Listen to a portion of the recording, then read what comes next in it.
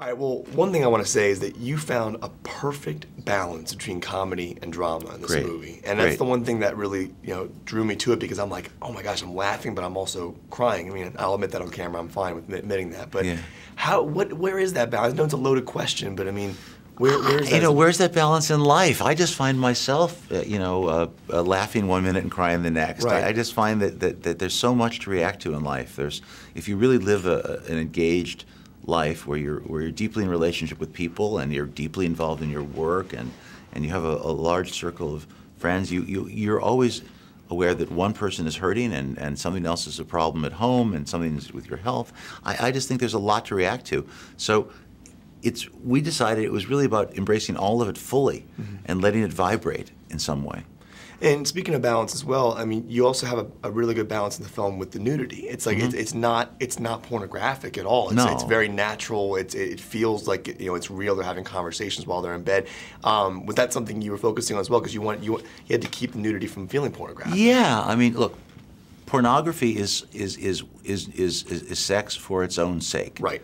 And gratuitous sex in movies is when that's what the scene is only doing, not in the service of the plot. In this sense, every scene is advancing the story, and a scene has an obstacle or it has an issue in it. And as long as there could be a real scene and intrinsic to the drama, then there was something to play. And I think we, the audience, just relax a little bit and we sort of say, oh my God, well, there's more to watch, and we sort of let the nudity exist in some way. It's very cool how you did that, because the line was like perfect.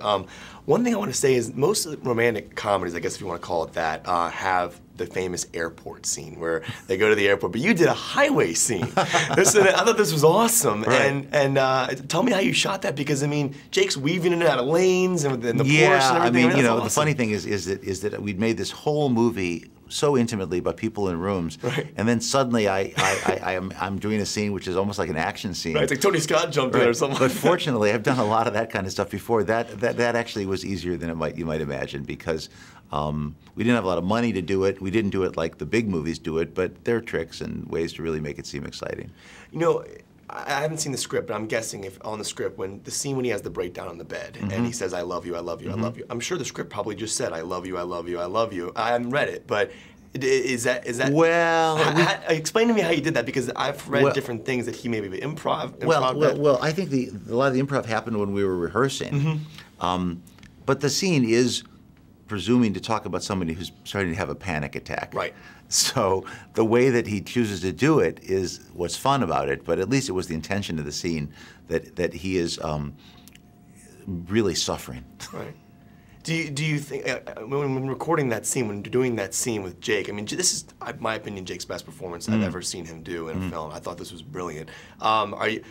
How involved are you with, like, how many times are you shooting that panic attack? 'Cause I mean, I can't even imagine having to reshoot that over and over. That's why these actors are so extraordinary. They make it original and fresh every time. You shoot it from his side and maybe even closer. You shoot it from her side and maybe closer. There may even be a sort of a special sort of a master. He had to invent every time, and once it's about his pulse and then checking his thing and his throat, and then it was just a wonderful sort of set of comic inventions. I'm gonna get nerdy for 1 second. Go. The last question. My favorite shot in the movie, and I'll be very vague, is the last shot. Oh yeah. Is when you're tracking. Yeah, and the dissolves of the characters. It's a brilliant shot. It's a stop motion shot. I wanted that feeling of life overlapping and going on in all of its sort of everyday details, but adding up to something really beautiful. And so we found a visual expression to that. It's a technique that was developed for big science fiction action sequences where you run the camera again and again and again, and it's on a computer, and it just finds a way to combine things in several exposures. And last question, what do you think the film says about the pharmaceutical industry? And I'll get really personal for a second. I mean, I've had OCD for 15 years, and I just switched from Prozac to Zoloft 2 weeks ago. Oh, there you go. I swear, I'm not even kidding. And I'm just, what do you think the film says about that? Because, I mean, I almost took away the message that these companies are more about making the money as opposed to actually, caring about what people get better. Well, they care both. They're for-profit companies, and they want to sell the drugs that actually make the most money. That's the problem. Right. The drugs are good, but when the choices are being made only on the basis of profit, that's a problem. Well, congratulations on the film. It's one of the best of the year. Thanks a lot. Pleasure meeting you. Thanks a lot. You too.